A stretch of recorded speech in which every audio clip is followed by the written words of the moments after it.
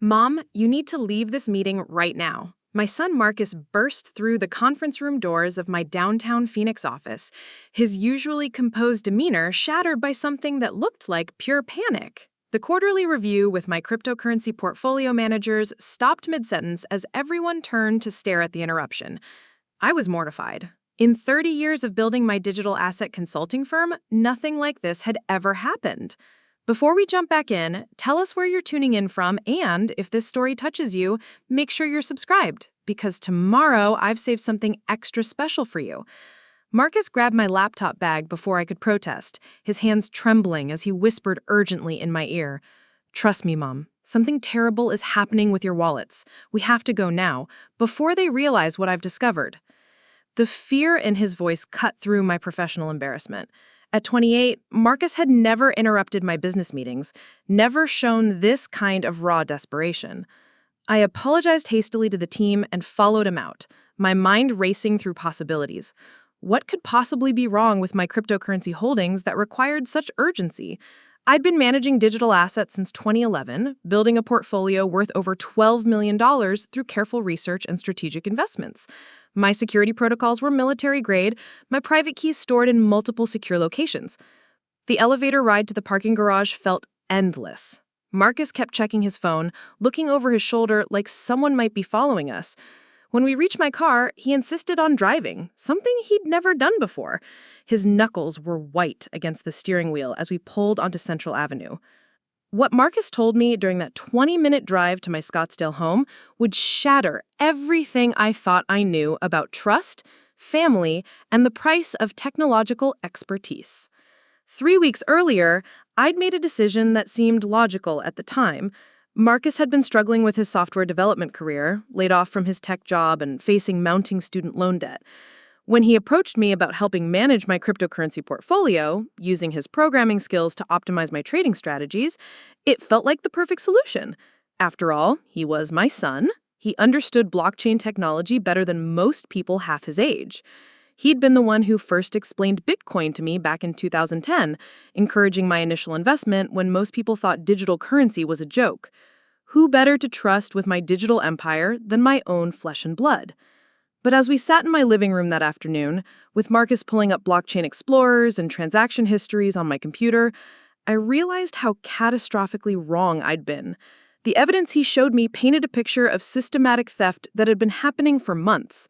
Hidden beneath layers of technical complexity I'd been too trusting to verify. My name is Elena Rodriguez, and at 62, I'd built something remarkable in the cryptocurrency space. While most people my age were still figuring out how to use smartphones, I'd been mining Bitcoin since it was worth pennies, investing in Ethereum before most people knew what smart contracts were, and building one of the most successful cryptocurrency consulting firms in Arizona. Rodriguez Digital Assets had guided hundreds of clients through the volatile world of digital currencies, helping retirees diversify their portfolios and teaching young investors about the importance of security and patience in crypto markets. My personal holdings had grown from a $1,000 experiment to a multi-million-dollar portfolio that represented 30 years of careful investing and business building. I'd always been proud of being ahead of the curve technologically. While my peers were worried about learning email, I was setting up hardware wallets and memorizing seed phrases. When my children used to joke about their crypto grandma, I wore the title with pride. Technology wasn't intimidating to me. It was opportunity. But that afternoon, staring at transaction logs that showed my Bitcoin addresses being systematically drained, I realized that my technological confidence had blinded me to a much simpler truth. The greatest security threats don't come from hackers or exchange failures. They come from the people you trust most.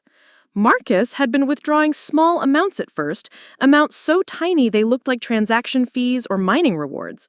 A few $100s here, $1,000 there, always with plausible explanations about optimization strategies and portfolio rebalancing. But over 6 months, these micro thefts had escalated into something massive. The pattern was sophisticated, designed by someone who understood both cryptocurrency mechanics and human psychology. Marcus would move funds between wallets, creating complex transaction chains that made the money movement look like legitimate trading activity. He'd send me reports showing portfolio growth, even as he was siphoning off the actual gains into addresses he controlled. Most devastatingly, he'd convinced me to consolidate several of my cold storage wallets into what he called a more efficient management system. In reality, he'd been moving my most valuable holdings into multi-signature wallets where he controlled enough keys to authorize transactions without my knowledge. The technical sophistication was impressive, if terrifying. He'd created elaborate spreadsheets showing fake portfolio performance, generated convincing transaction reports that masked the actual fund movements, and even set up automated scripts that would send me daily balance updates showing steady growth while he was systematically stealing my cryptocurrency. As Marcus walked me through the evidence he'd discovered, I felt physically sick. Not just from the financial betrayal, but from the realization of how long this had been planned. The programming skills I'd been so proud of him developing had been turned against me. The trust I'd placed in his expertise had been weaponized to rob me blind. How much? I asked, though I dreaded the answer. Marcus's voice cracked as he pulled up the final calculations. At current market prices, approximately $4.8 million has been moved to wallets you don't control. But Mom, there's something else. Something worse. I couldn't imagine what could be worse than losing nearly $5 million to my own son's theft. But Marcus's next revelation made my blood run cold. This wasn't just about him. The scope of the operation was far larger than a single desperate young man stealing from his mother. Marcus had discovered chat logs, encrypted communications, and coordination with other people I'd never suspected. My son hadn't just betrayed me. He'd built an entire network dedicated to stealing my cryptocurrency, involving people I'd considered friends, business associates I'd trusted for years, and even romantic interests who'd gained access to my personal life specifically to gather intelligence about my digital assets. The sophistication of the operation was breathtaking. They'd spent months studying my security habits, my transaction patterns, even my personal relationships to identify vulnerabilities they could exploit. Every piece of information I'd shared with Marcus about my cryptocurrency management had been passed along to accomplices who used it to refine their theft strategies. But the most chilling discovery was the timeline. This hadn't been a recent decision driven by Marcus's job loss and financial desperation. The planning had begun over 2 years ago, long before his employment troubles, suggesting that stealing my cryptocurrency had been a long-term goal rather than a desperate last resort. Marcus showed me evidence that some of my most trusted business associates had been feeding him information about my holdings, my security practices, even my personal schedule to help time the thefts when I'd be least likely to notice unusual activity. Sarah Chen, my business partner for 8 years, had been providing detailed reports about our client management systems, helping Marcus understand how to manipulate the reporting tools I use to track my personal investments. Dr. James Morrison, the cryptocurrency security consultant I'd hired to audit my practices, had been sharing copies of my security assessments with Marcus's group, giving them a blueprint for bypassing my protection measures. Most painfully, David Park, the man I'd been dating for 6 months, had apparently been assigned to get close to me specifically to gather intelligence about my personal life and home security systems. Every intimate conversation, every moment of trust had been calculated to extract information that could be used to steal from me. The emotional devastation was almost worse than the financial loss. These weren't strangers who'd targeted me randomly. They were people I'd invited into my life, my business, my home. People I'd trusted with my deepest concerns and greatest achievements. Marcus kept apologizing as he showed me the evidence, claiming he'd never intended for things to go so far, insisting that he'd tried to back out when he realized how extensive the operation had become. But the transaction logs told a different story. The thefts had been accelerating, not slowing down, and some of the most recent withdrawals had been the largest, suggesting that rather than developing a conscience, Marcus had been rushing to steal as much as possible before discovery. As the afternoon wore on, the full scope of the betrayal became clear. This wasn't just theft. It was a comprehensive attack on everything I'd built, orchestrated by people who'd studied my life with scientific precision to identify every possible vulnerability. They'd known about my tendency to check portfolio balances first thing in the morning, so they'd timed major thefts for late evening, when I'd be less likely to notice immediate discrepancies. They'd understood my habit of trusting family over third-party verification, so they'd made sure Marcus was the primary source of information about my holdings. Most cleverly, they'd exploited my pride in being technologically savvy. By framing their requests in terms of optimization and advanced strategies, they'd made me feel like refusing their suggestions would mean admitting technological incompetence. They'd turned my greatest strength into my greatest weakness. The planning documents Marcus showed me were chilling in their detail. They contained profiles of my personality, analyses of my decision-making patterns, even psychological assessments designed to predict how I'd respond to different manipulation strategies. One document, titled Target Assessment, described me as technically competent but emotionally vulnerable to family appeals, noting that subjects' pride in cryptocurrency expertise creates exploitable blind spots around security verification when recommendations come from trusted sources. Reading about myself described in such clinical, predatory terms felt like a violation beyond the financial theft. These people had studied me like a lab specimen, cataloging my weaknesses and designing strategies to exploit them systematically. But Marcus had made a crucial mistake. In his rush to expand the operation and recruit more accomplices, he'd left digital trails that revealed the entire conspiracy.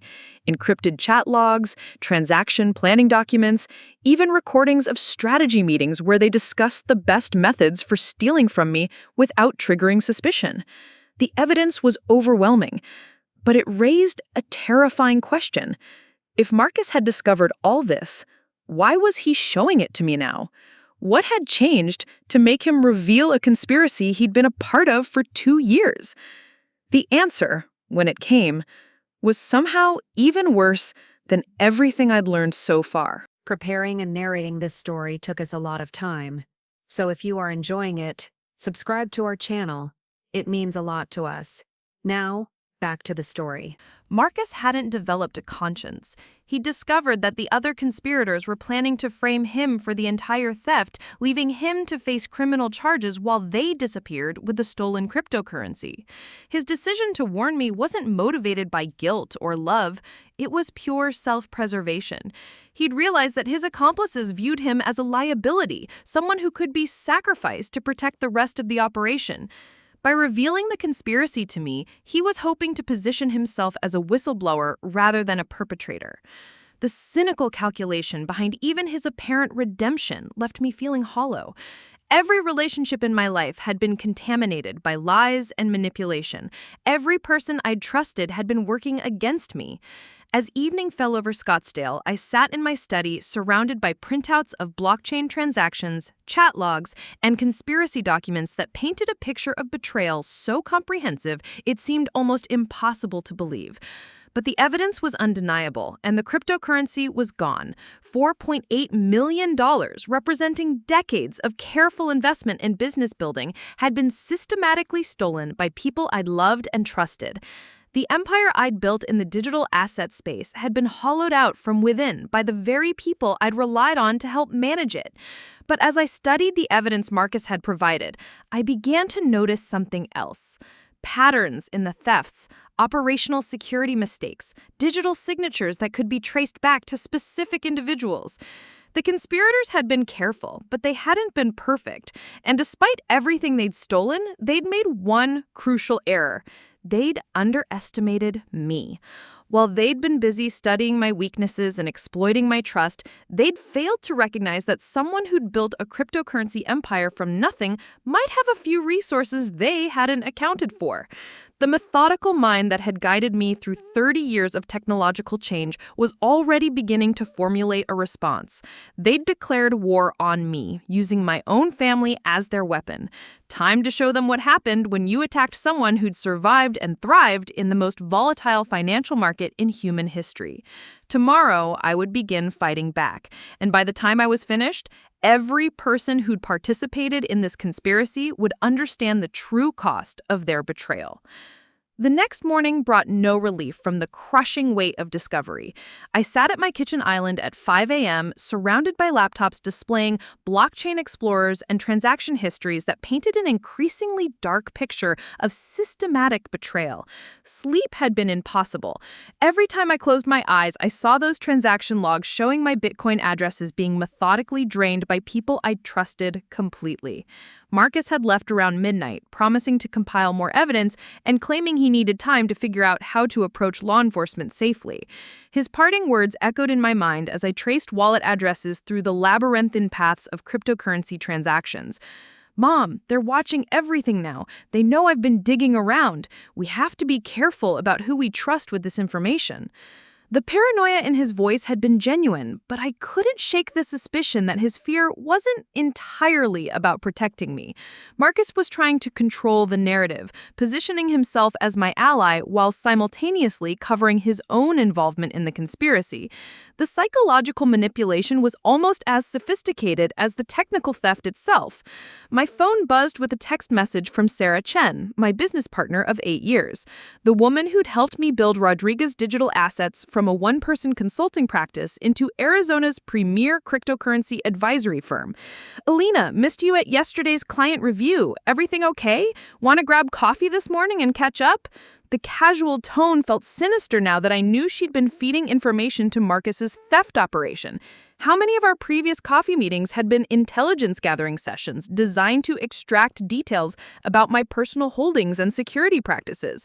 How many client strategies had she shared with the conspirators, putting our customers at risk?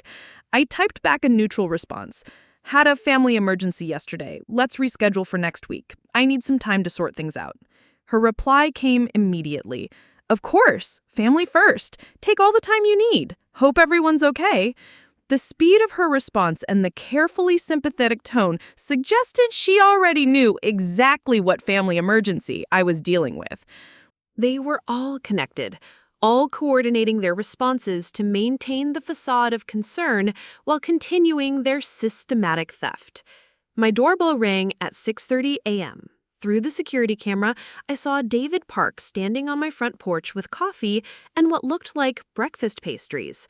The man I'd been falling in love with for 6 months, who'd apparently been assigned to infiltrate my personal life as part of an elaborate cryptocurrency heist. David's timing wasn't coincidental. Someone had told him about yesterday's events, and he was here to assess the situation and gather intelligence about what I'd discovered.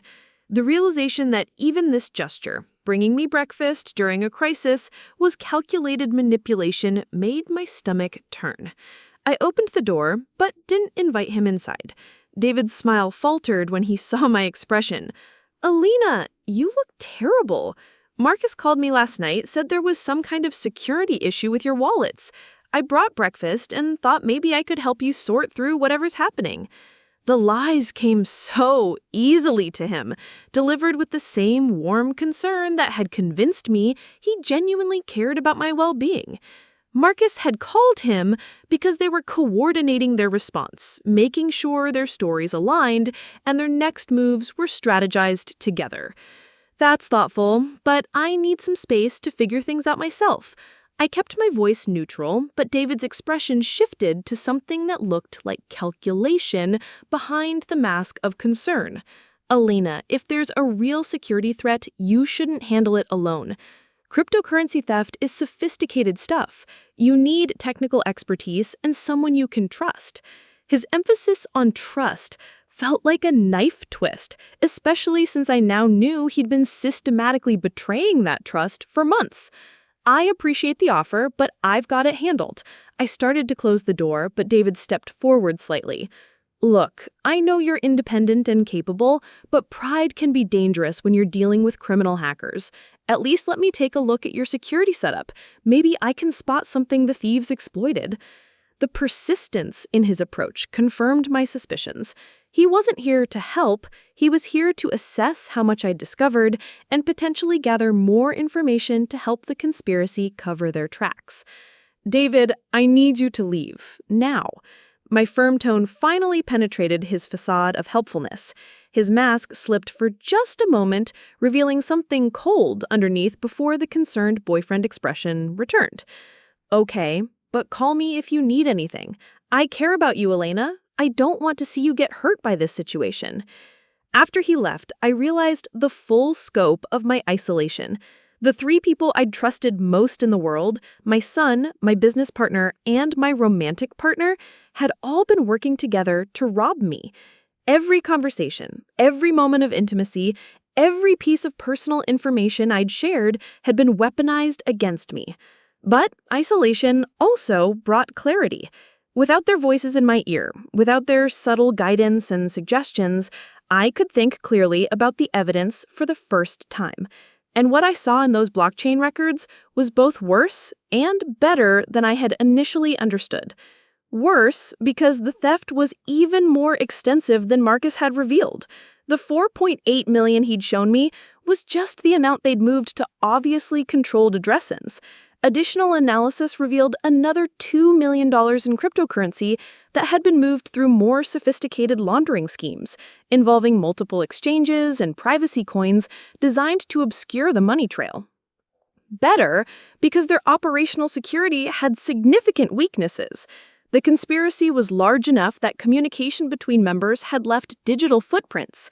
Encrypted messaging apps, shared cloud storage accounts, and coordination through social media platforms had created a paper trail that could be followed if you knew what to look for. I spent the morning documenting everything I could find: transaction hashes, wallet addresses, timestamps that correlated with personal interactions, communication patterns that revealed the structure of their organization. The methodical approach that had built my cryptocurrency portfolio was now being applied to destroying the people who'd stolen from it. By noon, I'd identified at least 12 people involved in the conspiracy, including several I'd never suspected.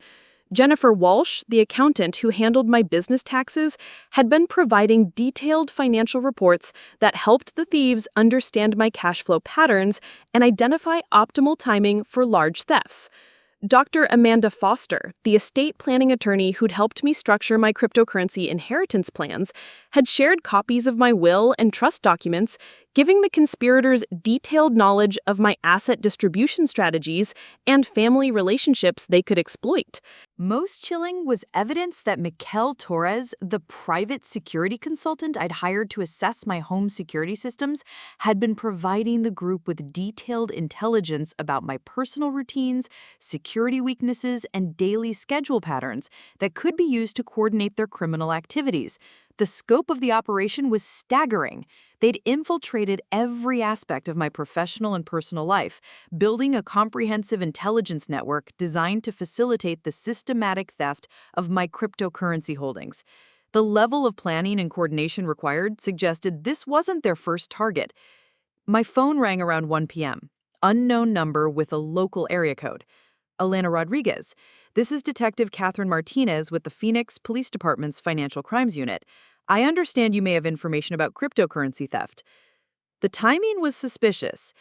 I hadn't contacted law enforcement yet, which meant someone else had reported something that led police to me. Either Marcus had followed through in his promise to contact authorities, or someone in the conspiracy was trying to get ahead of potential criminal charges. Detective Martinez, I appreciate you calling, but I haven't filed any reports yet. How did you get my information? There was a pause before she responded. We received an anonymous tip about potential cryptocurrency fraud involving several Phoenix area residents. Your name was mentioned as a possible victim. Would you be willing to come in and discuss what you might know about these allegations? The anonymous tip could have come from Marcus, genuinely trying to help, or from other conspiracy members trying to control the investigation by framing the narrative early. Without knowing the source, I couldn't trust the detective's motives or assume the police investigation would be conducted honestly. I'd like to consult with an attorney before making any statements. Can you provide me with the case number and your direct contact information? Detective Martinez seemed surprised by my caution, but provided the requested information. After hanging up, I called Victoria Sandoval, the criminal defense attorney who'd handled some complex financial cases for my business clients. Victoria's reputation for aggressive advocacy and detailed preparation had impressed me during previous collaborations. Elena, I've been following some chatter in legal circles about a major cryptocurrency fraud case developing. Is this connected to your call? Victoria's awareness of the situation confirmed that news of the conspiracy was already spreading through professional networks. I need someone I can trust absolutely. This involves people who've been infiltrating my life for years, including other professionals who might have connections to your legal community. Victoria's tone shifted to something more serious. Come to my office immediately. Don't discuss this over the phone. Don't bring any electronic devices, and make sure you're not followed. If this is as extensive as you're suggesting, we need to assume your communications are being monitored. The drive to Victoria's downtown Phoenix office felt surreal. Every car behind me seemed potentially suspicious, every phone call potentially monitored. The paranoia was probably excessive, but the scope of the conspiracy I'd uncovered made extreme caution seem reasonable. Victoria's office occupied the 32nd floor of a gleaming downtown high-rise. Her conference room windows offered panoramic views of the Valley of the Sun, but I was too focused on the evidence spread across her mahogany table to appreciate the scenery. For 2 hours, I walked Victoria through every detail I discovered: the timeline of thefts, the network of conspirators, the sophisticated technical methods used to disguise the crimes, and the psychological manipulation tactics employed to maintain my trust while robbing me systematically. Victoria's expression grew increasingly grim as she reviewed the evidence. Elena, this isn't just theft. This is organized criminal enterprise with elements of racketeering, conspiracy, fraud, and potentially money laundering. The sophistication level suggests these people have done this before. She pulled out a legal pad and began making notes. The challenge is that cryptocurrency crimes are still relatively new legal territory. Some prosecutors don't understand the technical aspects well enough to pursue charges aggressively. Others might be hesitant to take on cases involving this much money and complexity. What are my options? I asked, though I suspected I already knew the answer. Legally, you can file criminal complaints and civil lawsuits. Practically, you'll be fighting people who've spent years studying your weaknesses and building defenses against exactly this kind of response. They've probably already moved the stolen cryptocurrency to jurisdictions where recovery will be difficult or impossible. Victoria leaned back in her chair, studying me carefully. Elena, I have to ask, what's your real goal here? Do you want to recover the money or do you want justice? Because those might be very different paths with very different outcomes. The question crystallized something I'd been feeling since yesterday's discovery. The money was important, but it wasn't everything. I'd built my cryptocurrency portfolio once from nothing. I could potentially build it again. But the betrayal, the systematic violation of trust, the calculation behind every interaction I thought was genuine, that demanded consequences. I want both. But if I have to choose, I want justice. These people need to understand that stealing from someone doesn't just have financial costs. It has personal costs, professional costs, and legal costs that will follow them for the rest of their lives. Victoria smiled for the first time since I'd arrived. That's what I hoped you'd say, because the evidence you've compiled gives us options for a comprehensive response that goes far beyond simple theft charges. She pulled out her laptop and began creating a strategy document. We're going to file criminal complaints with multiple law enforcement agencies, civil lawsuits against every conspirator we can identify, professional ethics complaints against the licensed professionals involved, and regulatory complaints with financial oversight bodies. More importantly, we're going to conduct our own investigation to identify additional victims and co-conspirators. My guess is that this network has been operating for years, targeting multiple victims using similar methods. If we can build a pattern of criminal behavior, the prosecutors will take this much more seriously. The comprehensive approach appealed to my systematic nature, but it also raised practical concerns. Victoria, this sounds expensive and time-consuming. Are you confident we can build strong enough cases to justify the investment? Elena, you've already done the hardest part by documenting the evidence so thoroughly. Most victims of sophisticated fraud never get this kind of detailed intelligence about how they were targeted. You've handed me a blueprint for destroying these people's lives as systematically as they tried to destroy yours. Her confidence was reassuring, but I sensed there was something else she wasn't telling me. What aren't you sharing with me? Victoria hesitated before responding. Elena, I've been practicing financial crimes law for 15 years. I've never seen a case where the victim compiled this level of evidence independently. Most people who get victimized by conspiracies this sophisticated never figure out what happened to them, let alone how it happened. The fact that you were able to uncover the network, identify the participants, and document the methods suggests either extraordinary luck or extraordinary preparation. Which makes me wonder whether you suspected something was wrong before yesterday's revelation. Her implication was clear. She thought I might have been investigating the theft for longer than I'd admitted, possibly conducting my own surveillance or counterintelligence operations against the conspirators. The suggestion was both flattering and concerning. Victoria, I promise you that everything I've told you is accurate. I discovered this conspiracy yesterday when Marcus showed me the evidence. But you're right that I was unusually prepared to investigate once I knew what to look for. She nodded, seemingly satisfied with my explanation. The important thing is that we have actionable intelligence and strong evidence. Now we need to move fast before they realize how much you've discovered and take steps to cover their tracks or disappear with the stolen funds.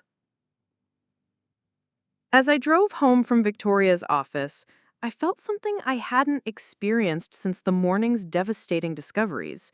Hope. Not just for recovering my stolen cryptocurrency, but for ensuring that every person who'd participated in the conspiracy would face meaningful consequences for their crimes.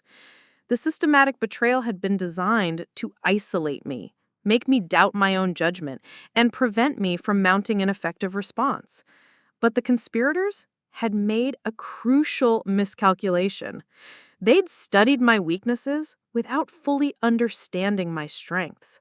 The same methodical intelligence that had built a cryptocurrency empire from nothing was now being applied to their destruction. And unlike their conspiracy, which required coordination between multiple people with conflicting loyalties and personal agendas, my response could be executed with perfect operational security. They'd taught me not to trust anyone. Now I was going to show them why that lesson was more dangerous to them than it was to me. My phone buzzed with a text from Marcus. Mom, we need to talk tonight. I've found more evidence, and some of it is really disturbing. Can I come over after dinner? The message felt like another manipulation attempt, but it also represented an opportunity. If Marcus was still trying to control the narrative and position himself as my ally, he might reveal additional information that could strengthen the cases Victoria was building.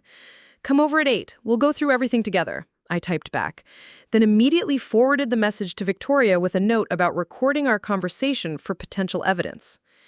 The chess match was beginning, and for the first time since discovering the conspiracy, I felt confident about my position. They'd stolen my money, but they'd also given me something much more valuable: perfect clarity about who they really were and what they deserved.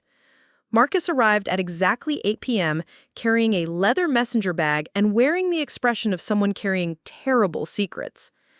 I'd spent the afternoon setting up recording equipment in my living room, positioning cameras and audio devices with the same precision I'd once used to secure cryptocurrency wallets. Victoria had insisted on documenting everything, and I'd learned to follow expert advice when the stakes were this high. The man who walked into my home looked different from the son who'd rescued me yesterday. His movements were more calculating, his expressions more carefully controlled. Whatever conscience had motivated him to reveal the conspiracy seemed to be battling with self-preservation instincts that ran much deeper. Mom, Before I show you what I found today, I need you to understand something. The people we're dealing with are dangerous in ways that go beyond financial theft. They've built an organization that reaches into law enforcement, banking systems, even cryptocurrency exchanges. If we're not careful about how we handle this, we could both end up facing criminal charges ourselves. The warning felt like another manipulation attempt, designed to make me fearful of pursuing justice. But I had learned to listen to the substance beneath Marcus's psychological maneuvering. If the conspiracy truly extended into law enforcement, it would explain how they'd operated for so long without detection. "Show me what you found," I said, settling into my chair with a cup of tea that had grown cold hours ago. Marcus opened his laptop and pulled up what looked like an encrypted messaging platform. The interface was sophisticated, clearly designed for secure communications between people planning illegal activities. Chat logs filled the screen, revealing conversations that made my blood run cold. These are communications from the last 6 months. As he scrolled through the messages, I saw usernames I didn't recognize discussing strategies for stealing from something they called Target Echo 1. It took several minutes before I realized Target Echo 1 was me. The clinical detachment in their discussions was chilling. They analyzed my behavioral patterns like scientists studying lab animals, noting my responses to different manipulation techniques, and refining their approaches based on what generated the most trust and least suspicion. User River Phoenix had written, "Target shows increased receptivity to family-based appeals during evening hours. Recommend scheduling major requests after 7 p.m. when emotional defenses are lower." User Digital Nomad responded, "Confirmed. Thursday evening session yielded complete portfolio access, moving to Phase 3 extraction protocols." Reading about myself described in such predatory terms felt like discovering hidden cameras in my bedroom. Every private moment, every vulnerable conversation had been analyzed and weaponized against me with scientific precision. Marcus scrolled to more recent conversations that revealed the true scope of their operation. They weren't just stealing from me. The organization had been systematically targeting elderly cryptocurrency investors across the southwestern United States, using variations of the same infiltration and manipulation tactics. Target Bravo 7 in Albuquerque had lost $2.3 million to a scheme involving a fake romantic relationship and fraudulent investment opportunities. Target Delta 4 in Las Vegas had been convinced to transfer $1.8 million in Bitcoin to wallets controlled by the conspiracy, believing she was participating in an exclusive mining pool that would generate massive returns. The pattern was identical across dozens of victims: careful intelligence gathering, relationship infiltration, technical manipulation, and systematic theft disguised as legitimate cryptocurrency management or investment opportunities. They'd perfected a formula for robbing elderly cryptocurrency investors and were scaling it across multiple states. "How many people have they targeted?" I asked, though I dreaded the answer. Marcus pulled up a spreadsheet that made my stomach drop. At least 47 confirmed victims over the past 3 years. Total theft amounts to approximately $68 million. Most victims never figured out what happened to them. They just assumed they'd lost money to market volatility or technical problems. The sophisticated psychological profiling meant most targets never suspected deliberate theft. They'd been manipulated into believing their losses were due to their own mistakes, bad timing, or natural market fluctuations. The perfect crime, leaving victims blaming themselves rather than seeking justice. "Marcus, how long have you known about the other victims?" His hesitation confirmed what I'd begun to suspect. He'd been aware of the broader operation from the beginning, which meant his decision to reveal the conspiracy wasn't motivated by suddenly discovering its scope. "I've known about some of them for over a year. But Mom, I never thought they'd target family members. When they first recruited me, they said we'd only be going after people who could afford the losses, wealthy investors who wouldn't miss a few $1,000,000. The rationalization was pathetic, but it revealed something important about the organization's recruitment strategy. They'd convinced their members that stealing from wealthy elderly people was somehow morally acceptable, perhaps even justified as redistribution of wealth from those who had too much to those who deserved more. "What changed your mind about protecting me?" I kept my voice neutral, but Marcus's body language suggested the question made him uncomfortable. They decided you were becoming too suspicious, asking too many questions about portfolio performance and transaction details. The plan was to accelerate the theft timeline and extract everything possible before you could figure out what was happening. But then they added something new to the strategy. Marcus pulled up another set of messages that made my hands shake as I read them. The conspiracy had decided that simply stealing my cryptocurrency wasn't sufficient. They wanted to destroy my business reputation, isolate me from my support networks, and potentially have me declared mentally incompetent so they could gain legal control over my remaining assets. User Cyber Samurai had written, "Target Echo 1 showing increased resistance to standard manipulation protocols. Recommend implementing Phase 4 psychological warfare tactics. Complete social isolation and credibility destruction should render target defenseless for final extraction phase." The plan was diabolical in its thoroughness. They intended to systematically destroy every professional and personal relationship I'd built, making me appear unstable and unreliable to clients, colleagues, and friends.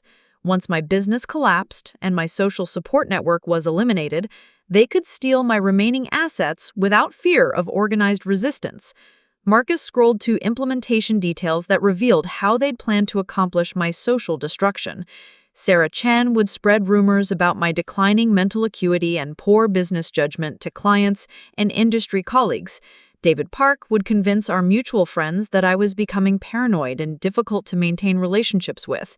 Dr. Amanda Foster would file concerns with professional licensing boards about my capacity to manage complex financial matters, citing observed changes in my decision-making abilities and memory function. Jennifer Walsh would report suspicious financial activities to regulatory agencies, suggesting I might be losing cognitive function or becoming involved in questionable cryptocurrency schemes. The coordination was breathtaking. Every person I'd trusted had been assigned specific roles in destroying my reputation and credibility, ensuring that any attempts to expose their theft would be dismissed as the delusional accusations of an elderly woman losing her mental faculties.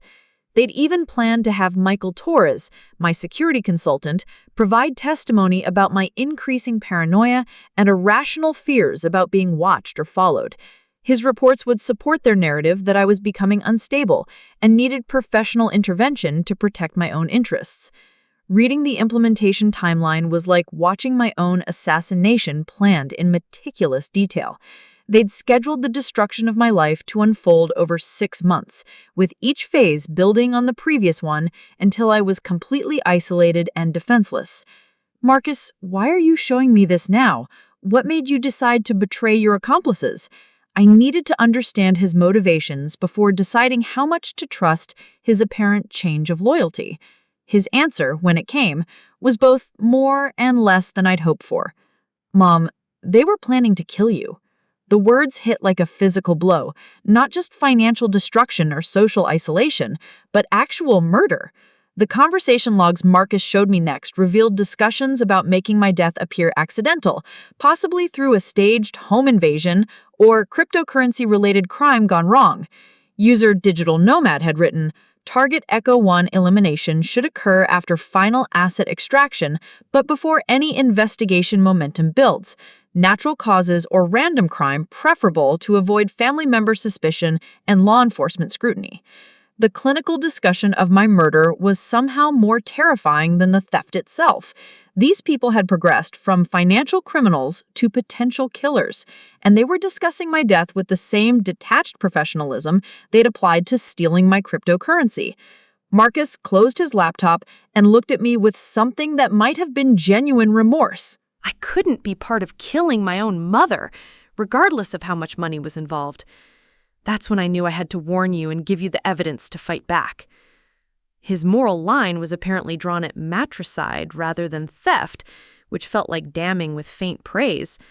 But regardless of his motivations, the information he'd provided gave me a complete understanding of what I was fighting against and who was involved in fighting it. Victoria Sandoval's comprehensive legal strategies suddenly seemed insufficient. We weren't just dealing with financial criminals. We were confronting an organization willing to commit murder to protect their operation. The stakes demanded a response that went far beyond traditional legal remedies.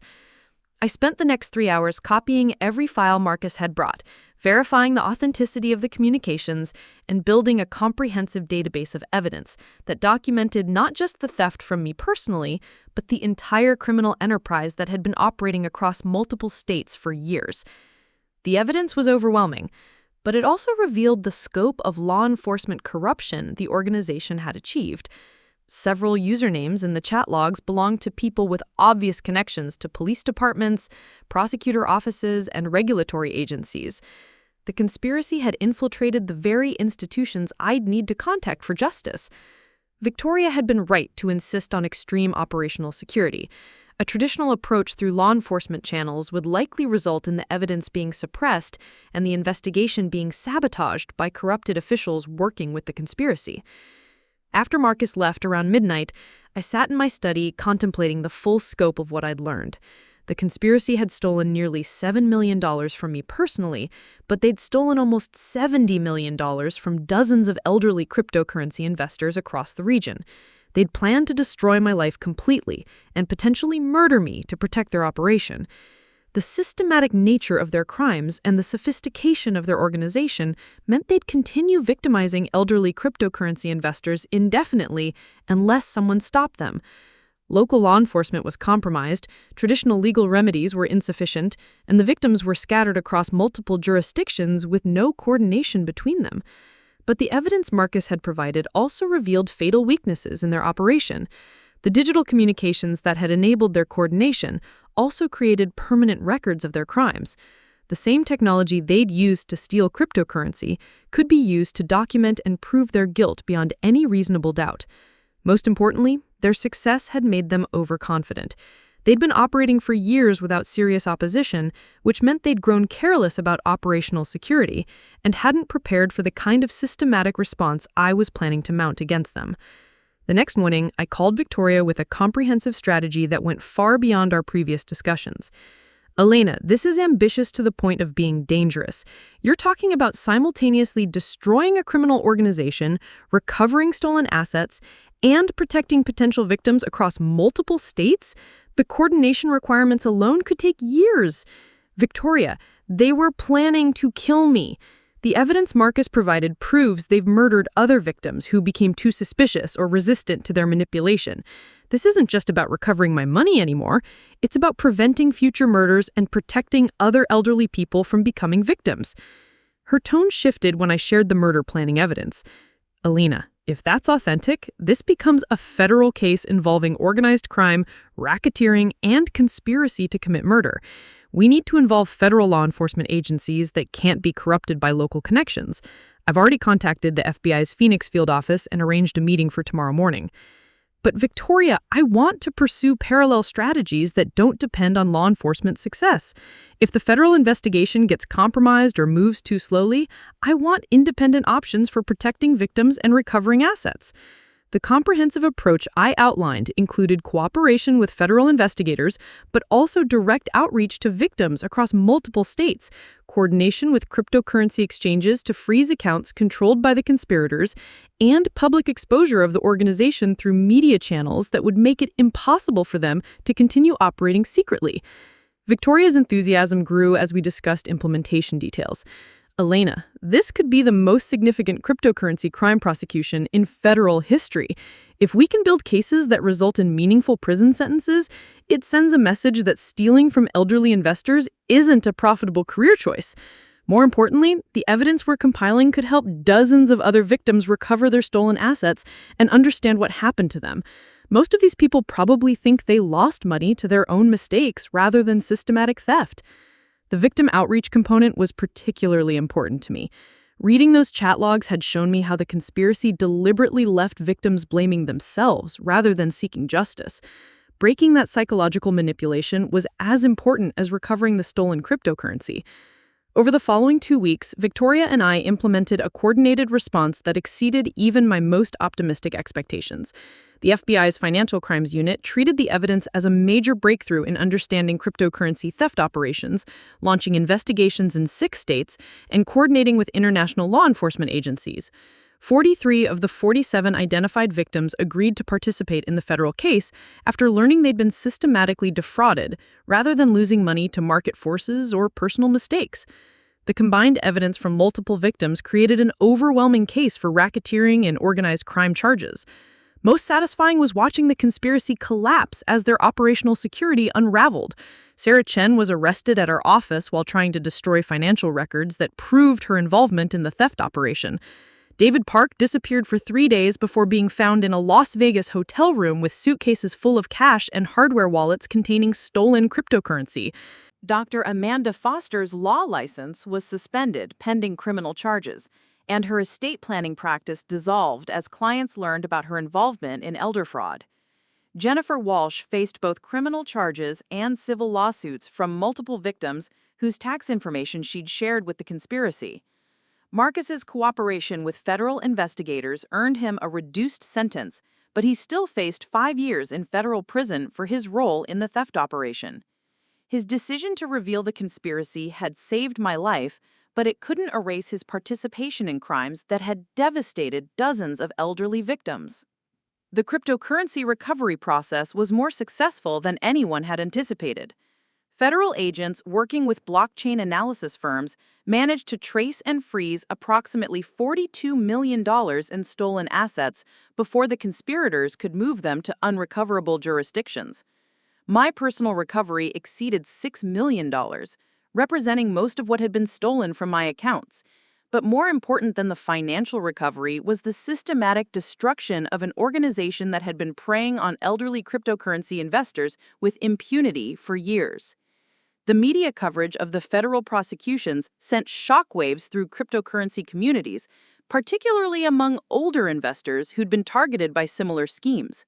The detailed reporting about manipulation tactics and warning signs helped thousands of potential victims recognize and avoid cryptocurrency fraud attempts.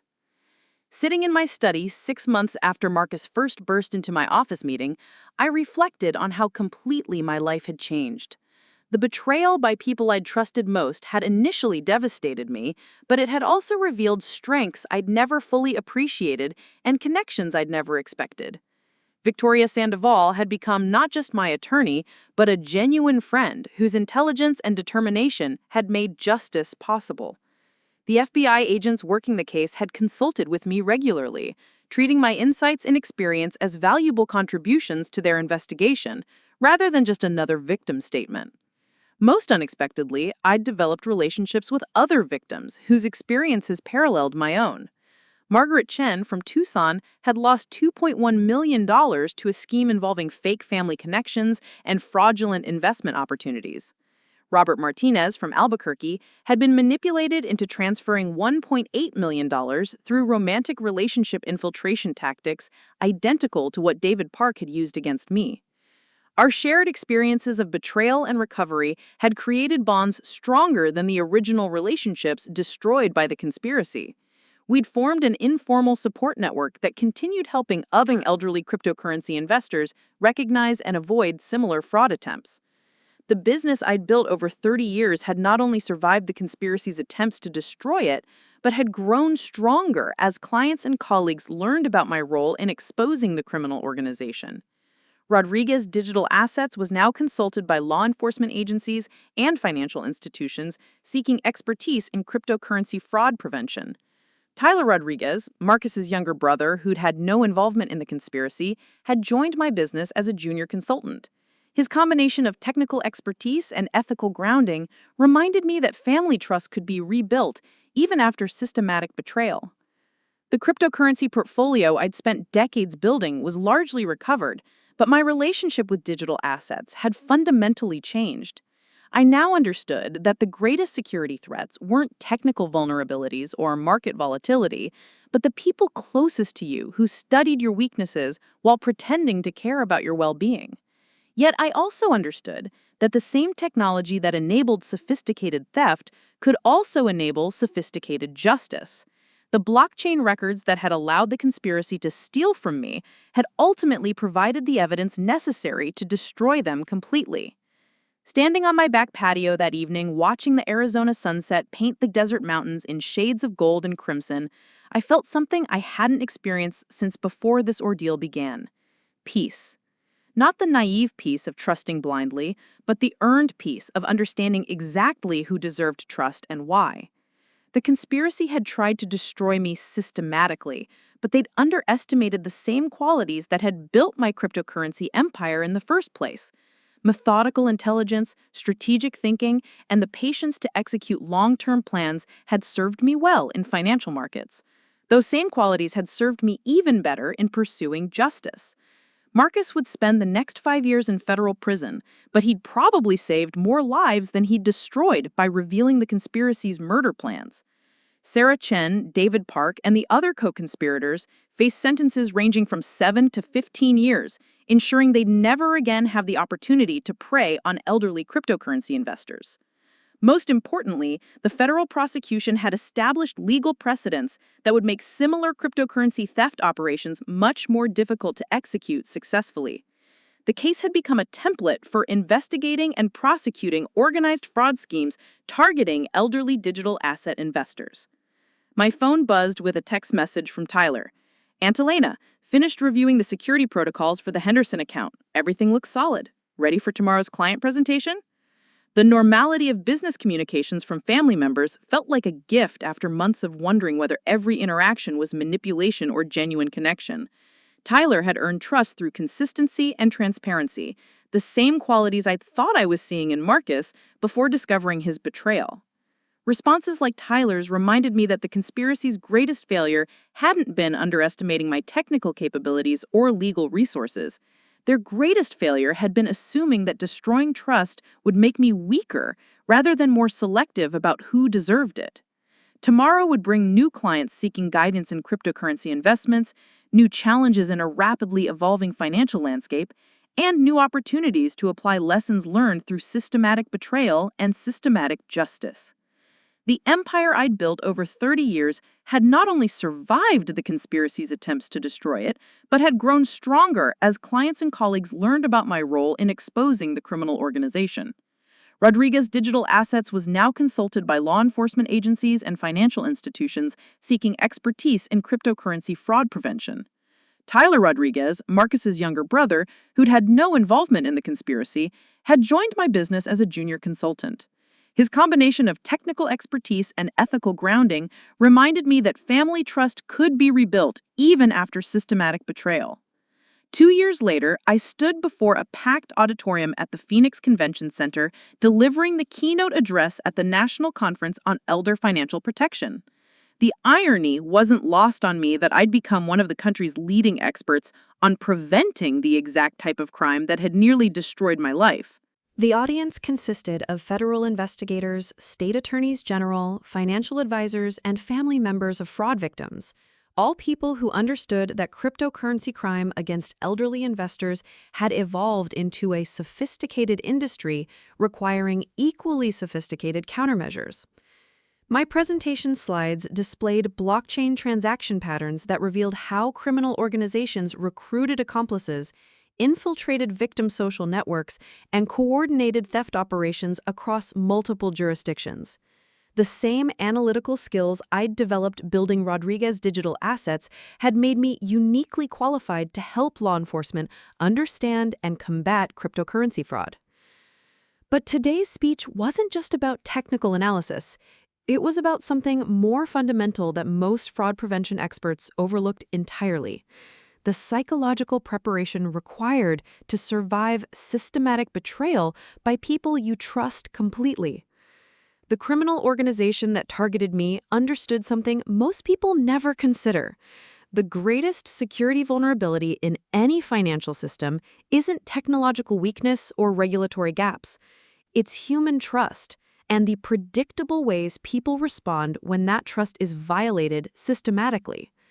They'd studied my behavioral patterns for over 2 years before attempting their final theft, documenting my responses to different manipulation techniques and refining their approach based on what generated compliance versus resistance. The sophistication of their psychological profiling exceeded what most marketing companies use to understand consumer behavior.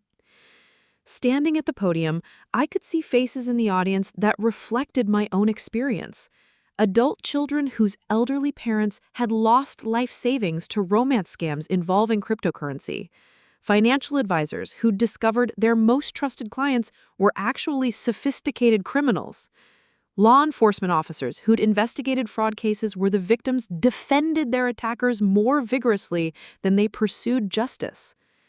The aftermath of systematic betrayal follows predictable patterns that criminals exploit and victims rarely understand. Initial shock gives way to self-blame as people convince themselves they should have recognized warning signs that were deliberately obscured by expert manipulation. Isolation follows as victims withdraw from relationships they can no longer trust, exactly as their attackers intended. Recovery requires understanding that these responses aren't personal failures. They're normal reactions to abnormal situations designed by people who study human psychology for criminal purposes. The same trust that enables healthy relationships and successful business ventures also creates vulnerabilities that can be exploited by those willing to invest time and effort in systematic deception. My presentation included case studies from the 47 victims identified in our federal prosecution. Margaret Chen from Tucson had blamed herself for 6 months after discovering her $2.1 million loss, convinced that someone with her business experience should have recognized the investment fraud sooner. Robert Martinez from Albuquerque had withdrawn from his church community and social activities, afraid that his poor judgment in romantic relationships had been obvious to everyone except himself. The common thread among all victims wasn't naivety or greed. It was precisely the opposite. They were successful, intelligent people whose accomplishments had earned them the trust of their communities and the attention of criminals who specialized in exploiting successful elderly individuals. The criminal organization had specifically targeted cryptocurrency investors because digital assets combined high value with technical complexity that most law enforcement agencies struggled to understand. Elderly investors were particularly vulnerable because they'd often accumulated substantial cryptocurrency holdings but relied on younger family members or technical advisors for management assistance. My own case had become the template for understanding how these operations functioned. The 2-year intelligence gathering phase, the careful infiltration of family and professional relationships, the technical manipulation disguised as optimization and security improvements, and the systematic psychological conditioning that made victims compliant and self-blaming. But my case had also demonstrated something equally important. Systematic criminals could be defeated by systematic response if victims understood the scope of what they were fighting and refused to be isolated by shame or self-blame. The same organizational skills that made people attractive targets could be applied to pursuing justice if they understood they weren't fighting alone. The federal prosecution that resulted from my case had established legal precedents that fundamentally changed how cryptocurrency fraud was investigated and prosecuted. The racketeering charges had enabled law enforcement to pursue entire criminal organizations rather than individual thieves, creating prison sentences severe enough to deter future operations. More importantly, the victim coordination model we'd developed had been replicated in subsequent cases across the country. Elderly fraud victims were no longer isolated individuals facing sophisticated criminal organizations alone. They were connected networks sharing information and resources that enabled more effective responses than any individual could mount independently. The audience's attention intensified as I described the current state of cryptocurrency crime prevention. The criminal techniques that had seemed so sophisticated 3 years ago were now well understood by law enforcement agencies that had developed specific expertise in blockchain analysis and digital asset recovery. The psychological manipulation tactics that had been so effective when victims didn't understand they were being systematically targeted were now documented in training materials used by financial advisors, family counselors, and elder care professionals. Awareness had become the most effective defense against criminals who depended on victim isolation and self-blame. But the criminal organizations hadn't disappeared. They'd evolved, adapting their techniques to address the countermeasures that had emerged from cases like mine. New schemes targeted different demographics, used different relationship infiltration strategies, and exploited different technical vulnerabilities in emerging cryptocurrency technologies. The ongoing cat-and-mouse game between criminals and law enforcement meant that vigilance couldn't be relaxed just because previous schemes had been disrupted. Each successful prosecution taught criminals what to avoid, just as each new crime taught investigators what to look for. My presentation concluded with specific recommendations for potential victims, their family members, and the professionals who served them. Technical security measures were important, but they were insufficient without understanding the social engineering tactics that criminals used to bypass technological protections. Family members needed to understand that sudden changes in elderly relatives' financial behavior might indicate manipulation rather than declining mental capacity. Professional advisors needed training to recognize the warning signs of systematic fraud that went beyond simple investment losses or poor decision-making. Most critically, elderly individuals needed to understand that seeking help after discovering fraud wasn't admission of failure. It was recognition that they'd been targeted by sophisticated criminals whose success depended on victim isolation and shame. The question and answer session that followed my presentation revealed the depth of interest in developing more effective responses to elder cryptocurrency fraud. Federal prosecutors described new legislation that would strengthen penalties for crimes targeting elderly digital asset investors. State attorneys general discussed coordination mechanisms for investigating fraud operations that crossed multiple jurisdictions. Financial industry representatives outlined new training programs designed to help advisors recognize and respond to signs that elderly clients might be victims of systematic fraud. Technology companies describe blockchain analysis tools that could identify suspicious transaction patterns associated with known criminal organizations. But the most meaningful questions came from audience members whose family members had been victimized by schemes similar to what I'd experienced. Adult children seeking advice about helping elderly parents recover from cryptocurrency fraud. Spouses trying to understand how their partners had been manipulated by criminals posing as trusted advisors. These personal stories reminded me that behind every cryptocurrency fraud case were real people whose lives had been disrupted by systematic betrayal. The technical and legal aspects of fighting these crimes were important, but they were meaningless without understanding the human cost of what criminals did to their victims.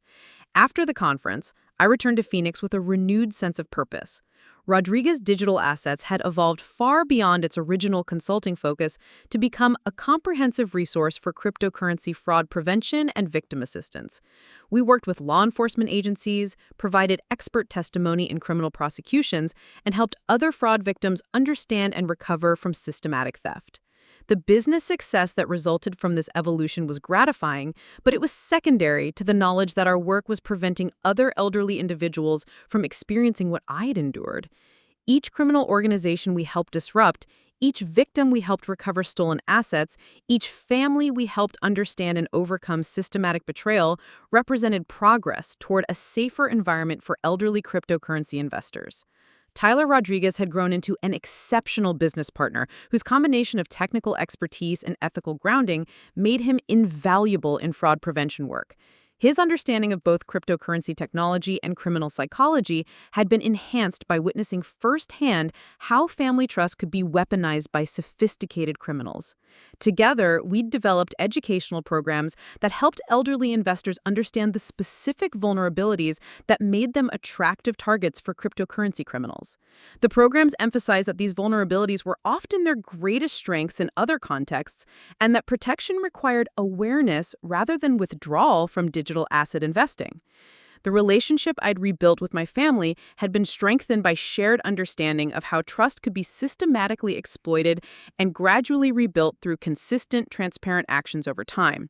Marcus remained incarcerated, but his letters demonstrated genuine remorse and understanding of how his choices had affected not just me, but dozens of other victims whose lives had been disrupted by his participation in the criminal organization. His cooperation with ongoing federal investigations had helped prosecutors understand and disrupt additional fraud operations, potentially preventing hundreds of future victims from experiencing similar betrayal. The knowledge that his choices had ultimately contributed to positive outcomes provided some measure of redemption, though it couldn't erase the harm he'd caused. The cryptocurrency industry itself had evolved significantly in response to high-profile fraud cases like mine. Major exchanges had implemented enhanced security measures specifically designed to protect elderly investors from manipulation tactics. Wallet providers had developed authentication systems that required multiple confirmations for large transactions, making theft more difficult to execute quickly. Regulatory agencies had established specialized units focused on cryptocurrency crimes against elderly victims, with investigators trained specifically in blockchain analysis and digital asset recovery. The coordination between federal, state, and local law enforcement had improved dramatically, closing jurisdictional gaps that criminals had previously exploited. But perhaps the most important change was cultural. The cryptocurrency community had moved beyond the early libertarian ethos that viewed any regulation or oversight as contrary to digital asset principles. The recognition that vulnerable populations needed protection from sophisticated criminals had led to industry-wide acceptance of reasonable safeguards designed to prevent systematic fraud. My story had played a role in that cultural evolution, demonstrating that cryptocurrency fraud victims weren't naive individuals who'd been careless with their digital assets. They were successful, intelligent people who'd been targeted by criminals sophisticated enough to defeat traditional security measures through systematic psychological manipulation.